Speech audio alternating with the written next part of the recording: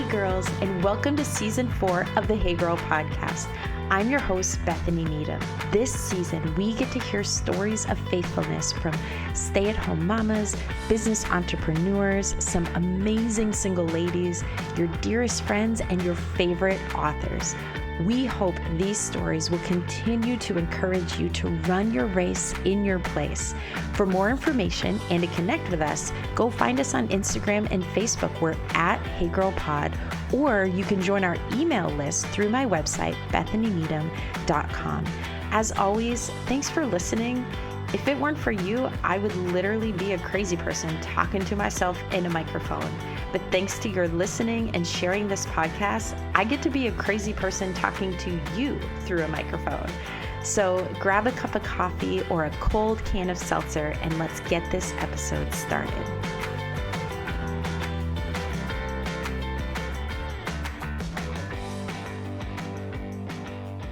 Hey friend. This week on the Hey Girl podcast, you get to meet my real life friend, Jess Donovan. But before we get to the episode, I get to share another review. And again, for all of you, thank you so much for taking the time to go in and review the podcast. It doesn't just mean something to us personally who put the time in, though it is such an encouragement. But as I mentioned before, it's something that helps the podcast reach more people. There's numbers and algorithms and all sorts of things that I will never understand involved. But I do know that those few moments that you spend to give us those 5 stars and leave a message mean the world to us. So thank you. Denise, a while ago, you came on and you left a review that says, as someone who doesn't have a lot of like-minded friends, this podcast has been like having coffee with a bestie. It has been so encouraging and life-giving. Thank you, Bethany, for putting this together. Well, Denise, you just described exactly what I hoped this podcast would be, that it would feel like as you're sitting listening, that you're just sitting down for coffee with your best friend. And so thank you for leaving this review. Thank you for taking the time. And who knows, maybe one day we'll actually find ourselves sitting down for a cup of coffee, just like besties, good old pals, and we can talk life together. I would love that. So without further ado, I am so excited this week to introduce you to my real life friend, Jess Donovan. Check out this conversation.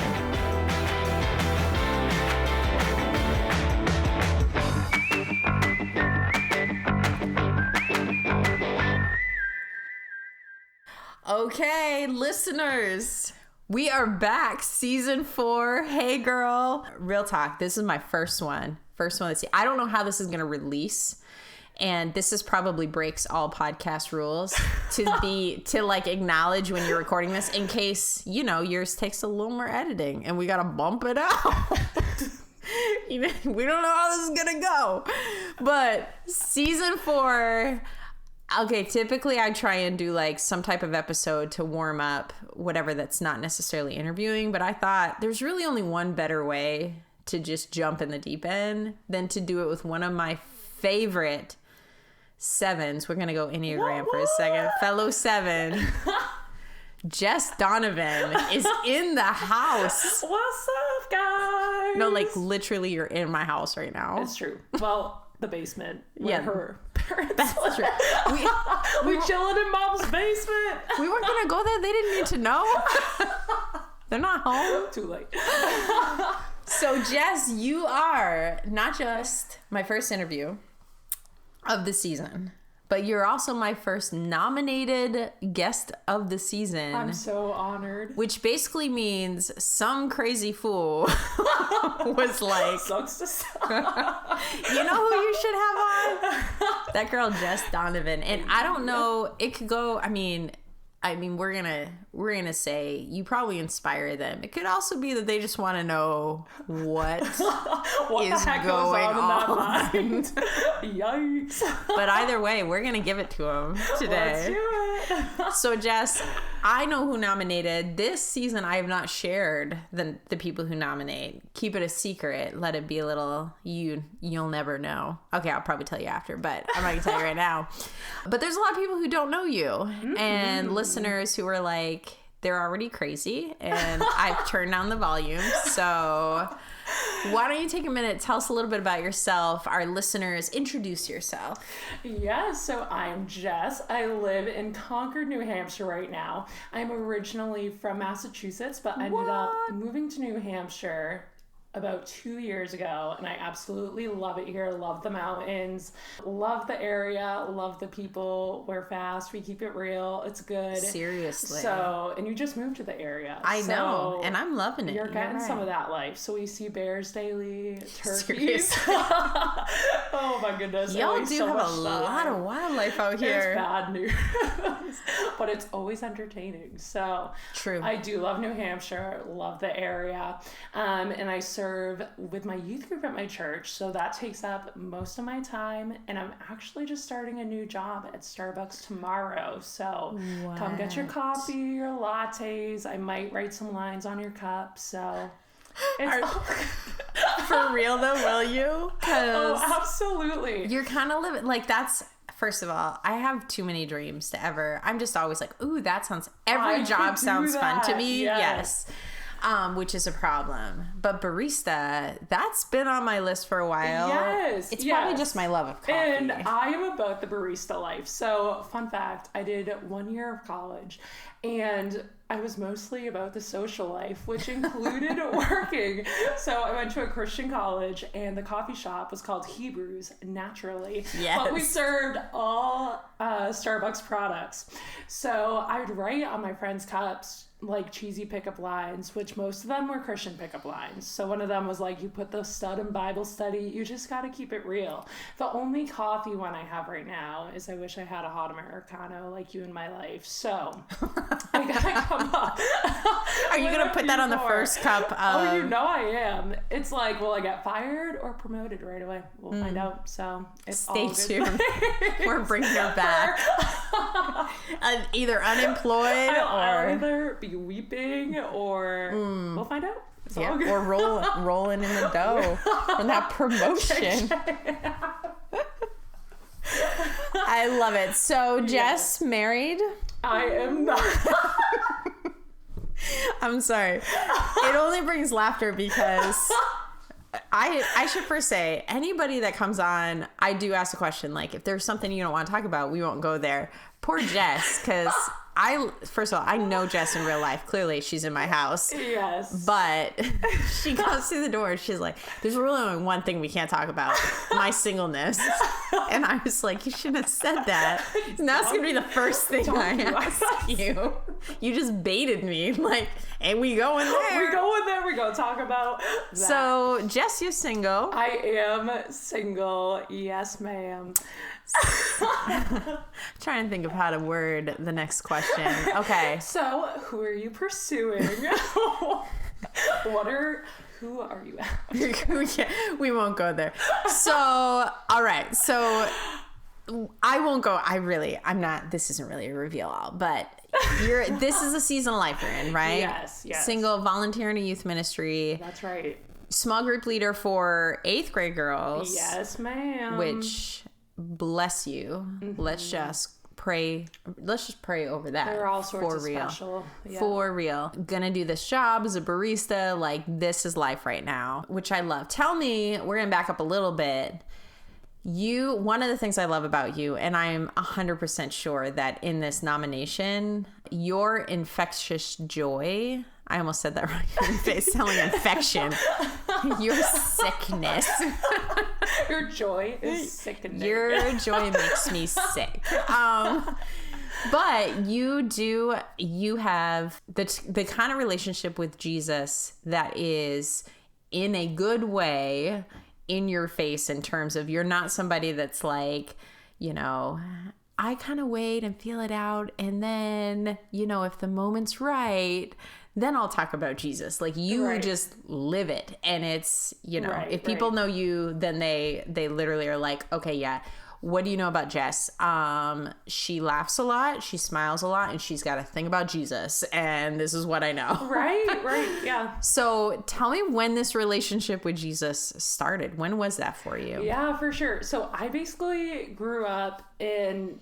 The way it worked out is honestly Jesus, where it's stellar, where I grew up where my parents were into faith when I was younger. And since then, both have just kind of slid away from faith. But because of that, I instantly grew in love with Jesus. And I just remember from a super young age, your classic, normal Christian kid, where I just loved Jesus right away, and to a point where it was kind of obnoxious. Like, I'd be in my neighborhood as a little girl and I'd be like, if you don't love Jesus, you can't join my club. So kind of forced Christianity. Yikes. I repent. But you're forgiven. Yeah, always had that just genuine love for Jesus. And I really loved the Jesus that I saw in others and that I saw in my youth leaders. So even when it wasn't necessarily reading my Bible myself, it was being at church and being with God's people, and they had that infectious joy. I first started going to my home church when I was in like 6th or 7th grade. And that's when I got plugged into the youth group there. And I absolutely just loved it. And I loved what I saw in the youth leaders. And it was just this first picture of spiritual family. And I was like, this is it. Like, this is what it's supposed to be.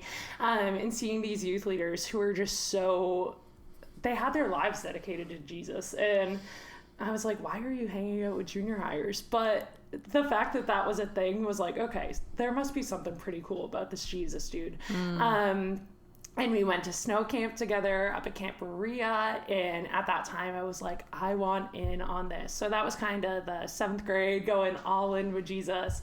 And yeah, it stayed from there, where Jesus has been my main squeeze. Like, that's awesome. Nothing other than him. So it's been so cool. Yeah. And kind of an amazing full circle too, because now here you are on the flip side of that. You're that leader that kids are coming in and kind of, at that 6th, 7th, 8th grade age, and you're just loving Jesus in life in front of them. And I love how God does that. Here's the thing, 7th grade to now, not that you're that old, but there have been some years, okay? There have been a few. There's been a few years. Exactly. Hot 10. And there's that, that beginning of your relationship with Jesus, and it's so funny because I was about probably the same age as you when I really firmly committed to that. And there's that newness and that excitement and that, right. as it should be. Yeah, absolutely.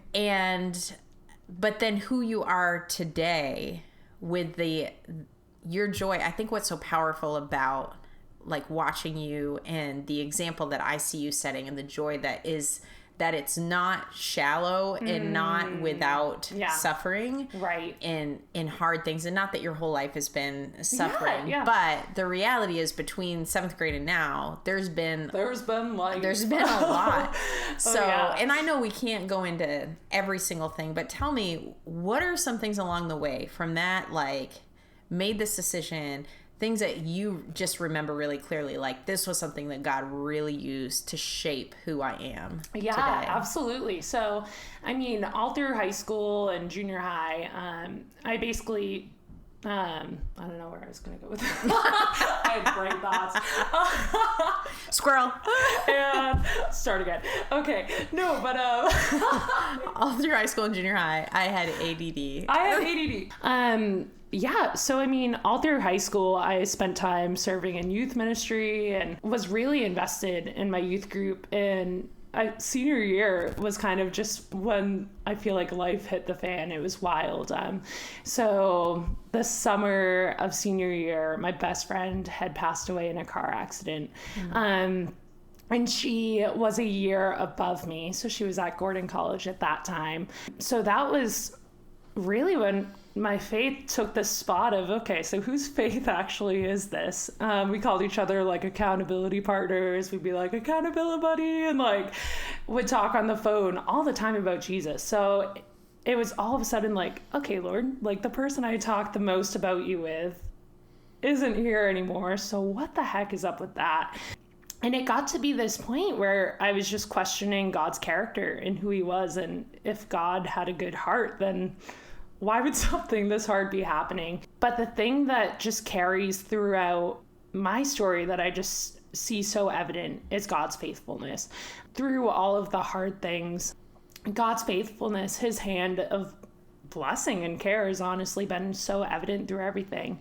So even through losing my best friend, it was like, okay, you know what? Like, her mom ended up coming to know Jesus through that, and her sister, and we got to build a Voc Tech school in Guatemala. Her and I had gone there together, and so to see that then happen was just such a powerful testimony of what God could do and what God can do. And her and I had so many shared friends who ended up coming to know Jesus through this, friends who we'd prayed for and we'd be like, they're never going to know Jesus. So many parts of that were so cool. But that time frame right after senior year, it was like everything just kind of collapsed at once. So my parents had been fighting for years before that, but that was right around the time that they ended up officially divorcing. And it was just like, okay, shoot, like having to see God as healer with losing my best friend, and as father as I was struggling with my relationship with my dad at that time. And then that same summer, my brother ended up calling my mom and I and told us that he was becoming transsexual, was ended up choosing to change his gender. And that was like a year before any of the Kylie Jenner stuff had come out. So we were just kind of like, okay, what is this? And like, had no idea how to approach any of this. And that was all within one summer. So 2013, I would love to never go back to and never be back with. But there were all of these earth-shattering things. And I'm really thankful that all happened right before my freshman year of college, because it went from me serving in junior high youth group, me doing the thing, being in all the clubs, to all of a sudden my freshman year of college, I just had to sit there and heal. And we were having chapels, and it was basically like the Lord was like, I'm just going to love on you, and I'm just going to pour over you, and I'm just going to take care of you. And I love how scripture talks about us as broken vessels, where it says, you are pots of clay, you are fragile, and you are destroyed. And I basically think about, like, you take a jar of clay that has no cracks and has no holes and has no missing pieces, and you put a light in it, and the light's not shining through that. But then you take a jar of clay that's broken and fractured and has pieces missing, and it's through those cracks that the light is shining through. And Jesus totally uses weakness. And I love that you brought up joy, and you were like, okay, so you have this contagious joy. And for so long I wrestled between thinking like, okay, so like if the joy doesn't feel real, then like, am I still owning it? And like what I struggled with so much in that season, and even through hard seasons now, is this thought of like, okay, like if I can't have joy, then like, am I that genuinely there with Jesus? But the thing is, I love the definition of joy. It's grace recognized. And I think, you just got pause on that. Yes. That's a powerful. Yeah. Joy, the definition of joy is grace recognized. Grace recognized. Right. I love it. Right. And I mean, because we can so often look at joy, and this is talked about so much in Christianity today, is this like, okay, joy versus happiness. But it really is so important, because if we're just looking at joy as happiness, then we're screwed, because crap happens, life happens, there's going to be hard things. But the thing is that Jesus says, he's like, it's going to be hard. There's going to be such hard things, but you're going to be able to see my faithfulness, and you're going to be able to see all the things that I'm doing for you on your behalf in these seasons. And to be able to be that lit up by what I'm doing in the midst of that is going to be such a powerful testimony that others are going to be like, whoa, what's that? And you're going to be like, it's Jesus. Like, it's literally only Jesus carrying me, and only his power and his presence that fill me. And even thinking about all the different people who would come up, like there was one girl who came up the night my best friend had passed away, and she was like, Jess, are you so angry at the drunk driver who killed her? And I was like, no, like I didn't even have to think about that before then. But she was like, that wasn't even a thought that crossed your mind. And I'm like, no, like forgiveness, like, but just thoughts like that are so rare to people who don't know Jesus, So having that instant, like, no, I can see Jesus's hand in all these things and all these different ways that he's going to shape and encourage stories. And I think about even just all the different ways that Jesus has used this in what I do now with youth ministry. And because I mean, you you think about our youth today, and between the divorce rates and between gender identity issues and all these different things that I've either had in my family, have had to walk through myself, I get to sit there and come alongside someone else. And that's exactly what we're here to do, is come alongside others and walk alongside them in their stories. So yeah, so those are some things that have definitely, it was a lot all that year. I was going to say, that was a lot. Those are huge major things. For one summer, and I just scooped ice cream at an ice cream shop and was like, I don't know what life is right now. But okay, I'm just going to keep scooping and we got to keep rolling. But yeah, so that was a wild year. And then, I mean, from there, so I only did 1 year of college because, let's get real, that was a year of figuring out what the heck was going on. Because I'm like, Jesus, who are you? What is my life? And let's get real, the social game. So anyways, so my summer after that is when I actually went to Camp Maria for the first time as a staff member, and I stayed on seasonal staff after that.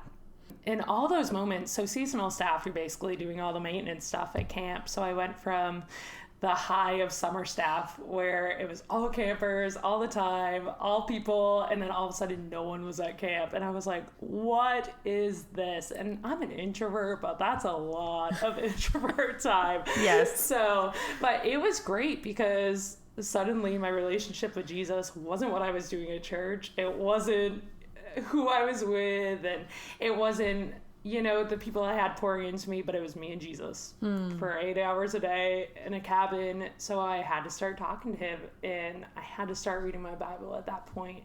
So that was when my love for the word really came alive, was in that season of, okay, nope, it's just you and me, Lord, and this relationship has to be the two of us.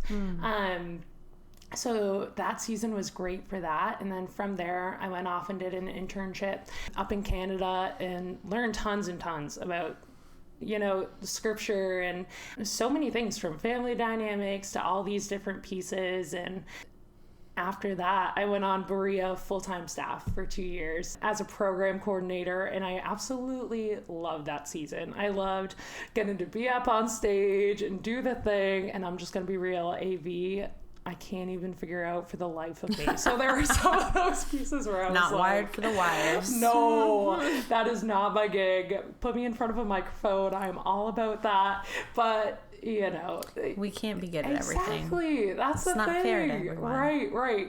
It's fine. So, but I love camp. I love the setting of just getting to get together with all these campers and do the thing, and absolutely love that season. But I just was missing the depth in being at camp. So basically with camp, I mean, you have kids either come for a week at a time, or in the winter it's weekends. And I was just longing for this depth, and I was just longing for more than the fast turnover. The Lord has totally just built me relationally. So I was sitting there like, oh shoot, they're gone again. Okay, and like, it just felt like, and someone recently said it well, where she was like, we just like, we skip over all the soft stuff and we go so deep so fast, but then they're gone. So it's just like, okay, shoot. And, like going through that so fast. So in that season, I was just longing for being in a place of depth. And it was like height versus depth, because I had the height of people knew who I was doing the MC thing, people knew my name, but not only the depth that I felt like I was missing with others, but the depth that the Lord actually wanted to go to with me. I had no idea, but I did just feel the shallowness, and that kind of even related in my relationship with Jesus, where I, my relationship with Jesus was seen as being a program coordinator, if that makes sense. And that might even have been something that I put on myself, and kind of having this image of, the one who's up on stage at Camp Berea doing the thing, everyone sees you and they're like, wow, Jess loves Jesus so much. She's so joy-filled and all of that. Yeah. And I'd sit there and be like, but here's all this where, I'm longing for depth, and I'm longing for people to know the hard stuff, because I think it's so easy for us to just be in a place of wanting people to see all the good stuff that's going on. But the Lord doesn't call us to just that shallowness. We have to be real. And so last summer I was leaving my church, which is an hour from Camp Berea. And I was pretty involved in the youth group at that point. And there were a few Sundays where I was leaving, and the Lord just had me in tears, just going back from church and back to camp. And he was like, nope, I'm calling you to depth, and I'm calling you to this community. And I just, at the place I was at with Berea, I loved what I was doing, but at the same time, I just couldn't invest fully in my youth girls. And at the time I was reading a book called Everybody Always by Bob Goff. And basically the book is wrapped around loving everybody always. And I've only read 2 books in my life, Love Does and Everybody Always, both by Bob Goff, both stellar. But it's basically talking about this love for people. And at one point he's talking about how he goes skydiving with his son, which is totally what his son's about, but not him. But he's like, you know what? If my son's there, then I'm there, and I'm going to be all in it with you. And so he's like, you know what? Like, my son jumps out of the plane, and I'm like, okay, guess I'm jumping. So he squats, he jumps, and his shoes come right off. But he basically says, he's like, you know what? I jump out of my shoes any day for that boy, because I just want to be there with those I love. So don't read Everybody Always if you don't want to change your job and where you live and all of that. But anyways, that's what I did. And the Lord was like, you're going to jump out of your season, and you're going to jump out of your shoes, and you're going to go be conquered with those you love. And praise the Lord, because if that was not Jesus, it would have been so much harder, because I'm a people pleaser to the core.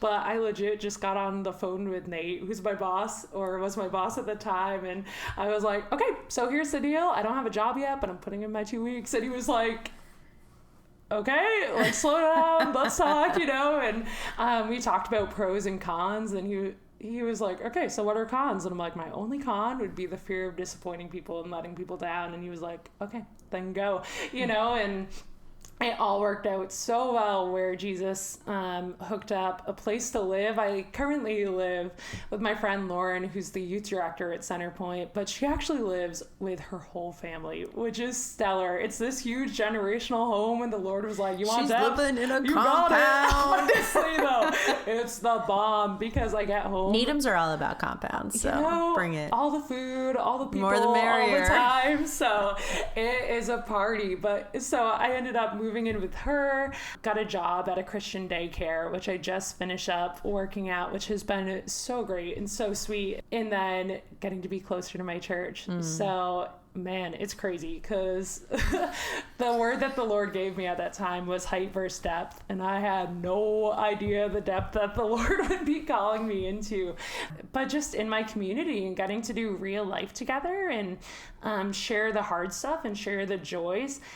But then the hard stuff ends up becoming infused with this joy, because it's just getting real together and getting to do Jesus together and do life together. And I have loved, this season. It's been such a hard season of being like, okay, nope, I'm owning my hard stuff, and we're going to walk through this. But so stinking sweet, where that's what we're meant to do. It's meant to be this fellowship, and different seasons are great. I'm so thankful for my season at Berea, and so thankful for that time of just getting to make so many relationships. But this season of having all of these relationships be so much deeper and so much sweeter is something so different, I love a couple of the things that you said, even along in your story. Yeah. I've been studying or doing this Bible study that is basically talking about in scripture, where you see where we come up with these names of God, and that they come from, like, someone experiences something of God, and then they name God accordingly, like, God provides, Jehovah Jireh, just getting to understand the fullness of who God is through experiences with him, through walking through things with him, and then really coming to fully understand this side of God, whether it's his grace, his mercy. But I love when you were walking through even like some of those hard things at the beginning, and your description of them when you look back was not like, this was just like the dark chapter that was hard stuff, but you're like, hey, there was this part where I had to walk through God as my healer. Like, I love that your natural inclination was to look back and say, this is what I learned of God through this thing, good and bad. So you're talking about God as healer. You're talking about God's faithfulness through seasons. You're talking about, like, even the Berea you speak to. I know specifically you're talking about a camp, but I'm just listening to really anyone who has that, whatever platform looks like for you. There is that internal wrestling for all of us in terms of how to, we want to live with integrity, meaning we want who we are on platform to be the same that we are when we step off the platform. And it's a good wrestling to have. It's a good questions to ask yourself. And it's not impossible to be on platform and to be living that same, like, whatever that is. And even just, how camp ministry, or there are others that are similar when you're doing something. We've gone from camp to church ministry to now back to camp ministry. And I've said, like, when we went, initially we were at Monadnock in Jaffrey, New Hampshire. And when we shifted from there to church ministry, the thing I found the same, like, the hard thing about those types of ministry, and God calls us to them. Like, I mean, we're right back in it, is it takes honestly, I believe, so much more intentional effort to have relationships with depth, because your ministry, I'm putting air quotes like they can see that, your ministry relationships, meaning those people that you love that come and go, that's just it. That's part of the whole deal, is they come and go. It's not a church where week after week. And so I just think it's such a beautiful thing to look at your story of God, kind of like the work that he did through hard, through difficult things, the work that he did, like you talked about a season of healing in college, and the work that he did when you were in a Berea type of ministry, that kind of people coming, the things that he developed during that. And now this season of being in church ministry, which is a totally different thing. Absolutely. And like, how God is showing up. And I think as you were talking, I'm like, there's just something beautiful. And it makes me sit here like, I kind of want to go back in my own story just to mark names of God to every chapter that I kind of remember. Like, hey, what if I look at this through the lens of what did I experience of God in that season? And even the hard ones that are maybe like the mystery, like, those seasons you're just like, I came out of that season and God was just a mystery to me. Like, I feel like I have more questions than I have answers. And the fact that you can walk with God in those times when you're like, I don't have the answers, but I was called the Jesus Take the Wheel season. Like, well, what you doing? I don't even know where half my prayers would be if Carrie Underwood hadn't written that song. Like, thank you, Carrie. Seriously, Come hang out with us. It would be like deep groanings in the Holy Spirit having to like figure it out. But thank you, Carrie, that I can just be like, no, Jesus take the wheel. Jesus take the wheel. I know my prayer. This is it. Well, I mean, I was reading in Daniel yesterday, and reading the story of Shadrach and Meshach and Abednego in the fire, and I was just thinking about, like, if something like that were to happen today, like, could you imagine the news report after? Like, it would be like, Shadrach, Meshach, and Abednego, like, you were victimized in this, like, you had to deal with a fire, like, are you okay? And but that's not what happens with them. They get out of the fire and they were like, there was a fourth person in there with us, and it was Jesus. And I think so often today we're so into being like, oh man, like, oh, that fire, that must have been rough, and we're so into talking about our fire, but who was with us in the fire? And there's another in the fire. Ayo. Hillsong. Check out that new album. It's a good one. Just saying. So good. But they come out not talking about the fire, not talking about what happened to them, but oh my gosh, Jesus, like, he was present and we got to see him. And not only do they come out talking about that, but you think about Nebuchadnezzar, where he's like, all y'all need to follow their God, and he's like, and if not, I'm gonna tear you apart. And it's like, okay, you could take it back a step, Nebuchadnezzar, but like, settle down, Nebby. Right? But But that picture of like, you know what, the fire happens. Like the fire is going to happen. But Jesus says, I'm going to be with you through the fire. I'm going to be with you in the fire. And if you get delivered by the fire, all the better, because I'm there, you know? I think that's kind of been what God has been reminding me too, is he's always there, whether or not I stop to recognize his presence. Right. And that's kind of been this study that I'm in now has been this grace recognize, right? Like stop and look for where is God in this, like, because sometimes I think, like, we use the fire example, we're in the fire, we are in such a hurry to figure out, I don't know how I get out of this, but I need to get out of this, like it's uncomfortable, whatever, like I don't want to be here. And I don't really pause. And again, this is my personality. I don't want to feel, I don't want to stay in the sad, the whatever. Don't let me feel the feels. Find that silver lining. But God's like, just pause. Like, take a deep breath. Just be in it. Yeah, be in it and look for me. Like, let me be in it with you. Because it's his presence. That's the remarkable part of that story. And my life verse is Psalm 16:11. And it's, you make known to me the path of life. In your presence there is fullness of joy, and at your right hand are pleasures forevermore. So I love that intimate picture of it's hand in hand with Jesus, and it's in his hand that we're walking with him, and it's in that spot that his joy, that there's pleasures forevermore in that. And I love that picture because we so often just want to get to the final part, want to get to the destination, but he's like, no, the sweetness is in the journey with me, and the sweetness is in the hard stuff, and we're walking hand in hand in the mountains and in the valleys. And it's that constant just being with, just that picture of Emmanuel, just constantly with him. And that's where the joy is, just when we're face to face with him. So preach. Mic drop. Don't drop that. I'll try not to. You have the good mic. Don't drop it. You're right. So we've talked a little bit, and just giving, maybe put a bow is the wrong word, but like tie this together right now, this current season, because part of Hey Girl, part of this whole thing is we're all running our race, right? But we're each in different places. Like I'm sitting across from you in a different season of life. Right. And yet we're following the same Jesus. And for you, I mean, the things we know is obviously barista life is part of where God's leading. You're investing in students, which for me more recently is becoming like, I feel like you're investing in me because my daughter is just today started in your youth ministry. It's so fun. In your small group. And then obviously your community, your church, anything else that you would say, like, this is kind of part of what it looks like for me to run my race in this season, just where I'm at. I'm single.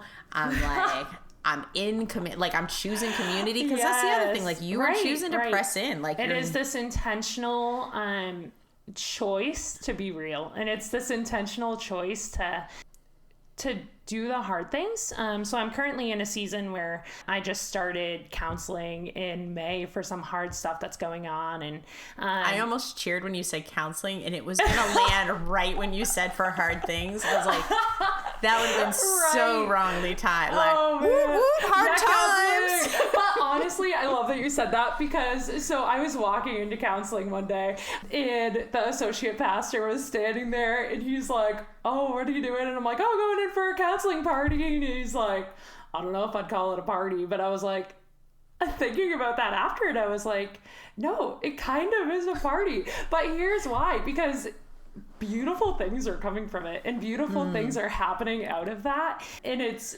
just fully wiping off all the hard stuff. And I've gotten to a point with my counselor where I'm like, you know what, I'm just gonna say that crap is what crap is, and own it. And like, but to be able to have that freedom to take off that core of what can feel like fakeness, honestly, at times, to just be like, you know what, like, here's the hard things, here's the ugly stuff, but we're removing roots in that, and blooming is happening.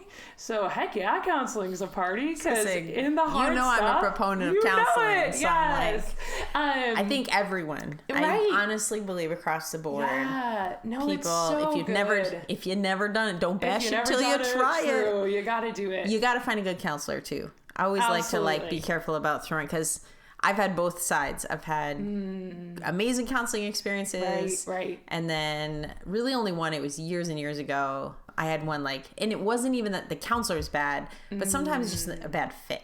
Right. So. Right. Because, you have to be able to roll with the personality. And it's our public service announcement for those of you going.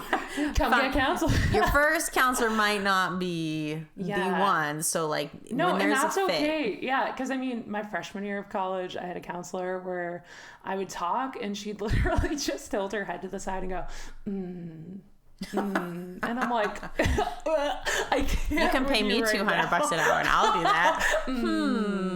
I'm like, could you stop with that? But my counselor right now, I love her because she just gets down and gets real with it and calls me out when she sees me being fake. Or I even loved recently, this was one of our best sessions, was, as you can tell, I laugh a lot.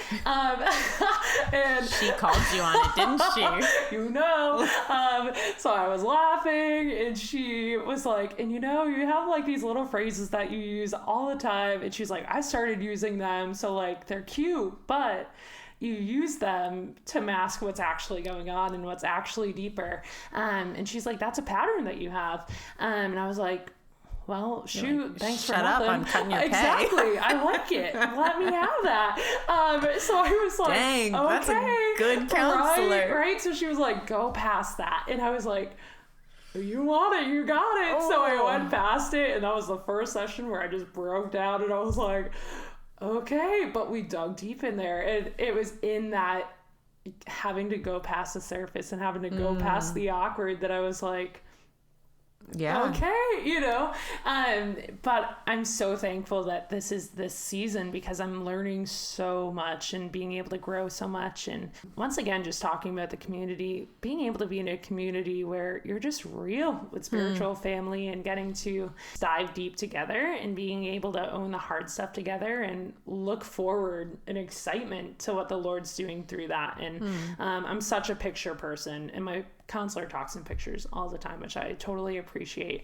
But we were recently just talking about, how there's all of this stuff that I had these roots for so long, and some of these roots I was like, this will never be uprooted. I'm never going to share this, I'm never going to own this. And she was like, hey, I just want you to know, some of those roots have come up, and I'm starting to see grass in some of those areas. And those were words that I never thought I'd hear. I was like, these roots are stuck, they're staying there.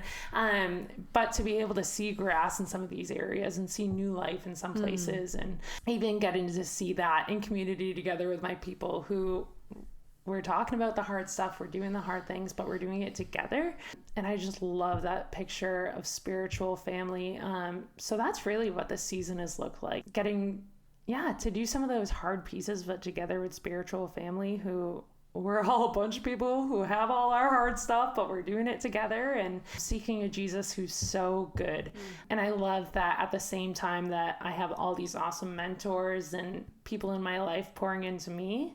My highlight of my season is getting to pour into my youth girls. And that was really the reason that I left my job at Berea, was being able to pour into my youth girls and being able to just be with them in this season. Once again, those pictures from Bob Goff and Love Does and Everybody Always, where he just talks about being with and getting to tell people who they're becoming.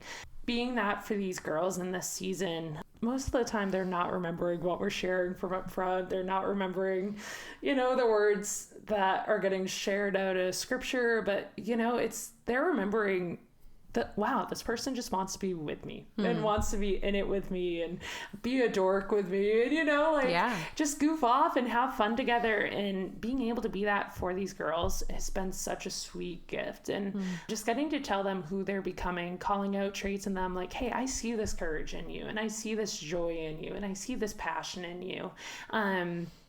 Because they're someday going to be the youth leaders of the church, and they're someday going to be the ones leading. And so that's what I love about this season. And with that, just get into, do the barista thing alongside that, so I can be here with my community doing this thing all together. So I love that. That's my season right now. I love the picture, just how this is such to me, really all of our lives in a lot of ways should have all of these components, but we're talking about that that intimate relationship with Christ. Right. Also your intentional like seeking of help and growth and working with like a counselor and not basically being like, I'm broken and you know, I need people speaking into my life. But then you're also intentionality and community and coming, because a counselor, like that's the kind of position where like you choose that person, you try and get a good fit. Community is where you honestly, I think where God works most powerful in community is when it doesn't all fit smoothly, when that's the iron sharpens iron, right? Where for sure. You're choosing to be with a variety of people that fit and don't fit. And what is, like you said, seeking Jesus together look like, and all of the messiness of that. But then that you aren't stuffing all of this in, that you're allowing things to overflow for God to then take that to not just your youth girls, which is amazing, but which is within your church context, but now to Starbucks and the people that you're going to serve and write, you know, cute little messages or pickup lines. I don't know, whatever it is, like, we'll see. But all the ways like this, even though the specifics will look different for different people, I just think so many things you just described as this is my race and my place. I'm like that really for all of us, like it's a good question for us to ask. What do these things all look like in my life? Like, where am I in community? Where am I seeking that intentional? Maybe it's like a mentor type, maybe it's professional counseling, whatever it is. Like, what does that look like? And then not only like, what does that look like, but where am I pouring out? Like, where am I actually investing? Because we also don't want to become this stale well that is never pouring out. Like, we're just like taking all we can get sort of thing. And I think it's beautiful. Speaking of counseling, I just thought maybe to just wrap up our I'm trying to keep a straight face while I say it. To wrap up your interview, I feel like it's perfect that we were talking about counseling because season 1, Hey Girl, season 1 and 2, we did the what's the most superficial thing about it, right? Yes. Good times. Then I was like, all right, we need to shake it up because people know. They absolutely. know what's coming. So then I just did kind of like a rapid fire, random get to know you questions. Okay, let's go. So I'm like, what do I do this you're going to know why I'm saying counseling is perfect. Because I was like, we're Hey Girl, right? We're like, this is who we are. So I'm like, we should definitely feel our feelings in our rapid fire, which is like, this is counseling 101. Here we go. You know, feel your feelings. Okay. So without too much thought, tell me, Jess, what makes you cry? What makes me cry? Sad dog movies. Me too. You know, it is a thing. I should have also prefaced it doesn't have to be serious. It can literally be. Yeah. No, I cry at literally anything. So I'm a people pleaser. So if I'm not pleasing people, I'm crying. You're crying. Just gonna own it. Be real. Don't be disappointed in her. She'll cry. It's fine. All right. Yeah. What makes you pee your pants? What makes me pee my pants? That literally was in the questions before I had to run to the bathroom. You actually ran away. Meaning, what scares you? Oh my goodness. Oof. What scares me? Anything too real on TV. I can't. Like graphic gory real? Yes, or like, oh, that could actually happen real? Oh, graphic gory, that could actually happen. I'm like, just keep it soft and cheesy and I'm all set. So. Fair. You know. Okay, then, what makes you angry? What makes me angry? I mean, you are a ginger. Ooh, this should be lost. Taking all them souls. What makes me angry? People messing with other people. Honestly, just like, if you make someone upset by being a jerk, just don't be a jerk. Jerks make me angry. Jerks make you angry. I think that's fair. What makes you feel rested? Oh, hiking in the mountains. Give me some of that. Fall foliage is coming up and I am ready for that. I just love the word foliage. Foliage. All that rest. Yes. This one feels useless to ask you, but it's on the list. So what makes you laugh? Maybe we go with what doesn't make you laugh. Hard stuff makes me laugh, so that's probably a problem. I'll laugh at it all. So. It's a problem we have. We share this. It's fine. Jess, this has been quite a treat. Oh, sweet. I think it's going to be good for listeners to hear your story, but also I think it's a good challenge for all of us to think about those areas we talked about, because even we just moved here, which you mentioned, we just moved to New Hampshire. Yeah, buddy. We just like uprooted our community. And but now you're in community with me. Yeah. Well, literally now, Yes. even today, I was sitting in church and I was like, God, I've got to be intentional about this. Yeah. Like we have got to build a community, because this is where he has us now. Mm-hmm. And so, yeah, it's kind of crazy thinking about starting from scratch. Right, but at the right. same time, like, even as you're sharing just the importance and really what God's called us to, how God shows us more of himself through community, right. too, through his word, through community, through serving, all of these things. Yeah. And so thank you for the challenge. Thank you for the laughs. Oh, for sure. And most of all, Jess, thank you for not peeing in my in-laws seat I could be awkward. when you were laughing so hard. True.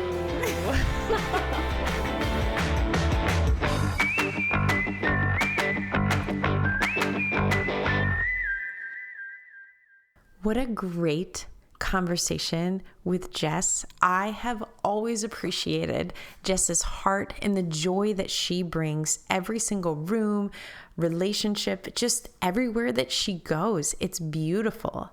Listen, friend, if your Instagram account could use some more posts that just make you smile and brighten your day, definitely go follow my girl, Jess. She's on Instagram at itsjess.donovan, or if you're a Facebook gal, you can find her just under her name, Jess Donovan. If you want to meet her face to face and actually experience her joy live in action, she actually gets to host our Simply Beautiful conference this year. Or a better way to say that is we get to have her at Simply Beautiful this year. The date's November 23rd. It's at Grace Church in Hudson, Massachusetts. And if you haven't already registered, go to simplybeautifulconference.com and register today.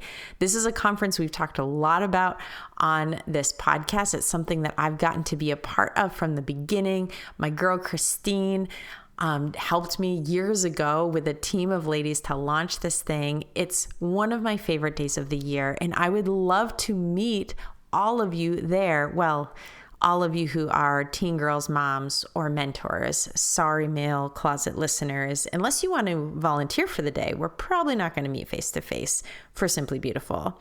Again, November 23rd at Grace Church, Hudson, Mass. Go to simplybeautifulconference.com and register. As always, thanks so much for listening this week. If this story from Jess encouraged you today, share it with your friends. And don't forget to tag us at HeyGirlPod if you're sharing on Instagram or Facebook, so we can connect with you. And we'd love to just say thank you. We'll see you back here next week for another incredible story of faith. Bye, friend.